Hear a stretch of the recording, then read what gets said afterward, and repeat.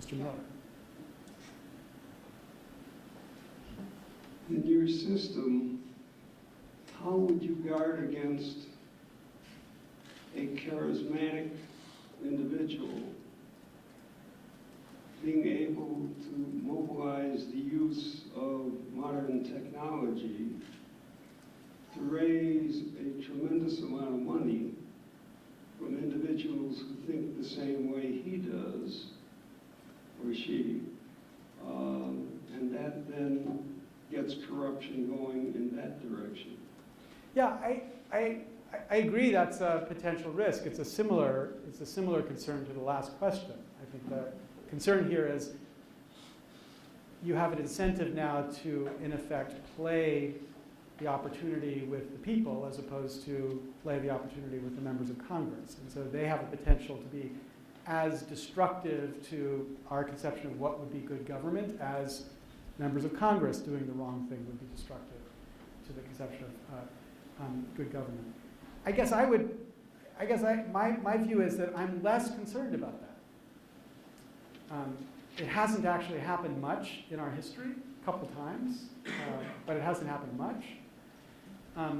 If we have sufficient checks on what that demagogue can do, if we're not Argentina, then there's just a continuing democratic process to throw them out. And if somebody is actually really successful in persuading millions and millions of people to not only give their votes but also give their democracy vouchers,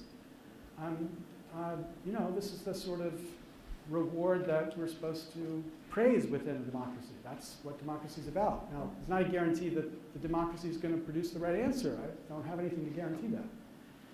But I think that it's systematically less of a risk than the risk of the system we've produced right now.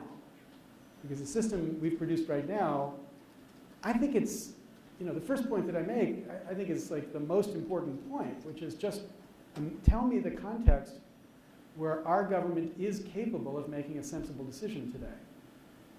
And you could be of the view that our government doesn't need to make any decisions, like the status quo is perfectly fine, but I think it's hard to actually sustain that view for people on the left and people on the right. I think people on the left and the right think that the government's got to do certain things, and it's incapable of doing those things because of a systematic distortion that's produced by the way in which we fund these campaigns. There might be an analogous distortion if, in fact, we're the people that were deciding it, but I'm less convinced of that. I'm more concerned about the urgent distortion that's making it impossible for us to do the most essential things that we need to do as a democracy. Oh, the last question. This is the best question. Who has the best?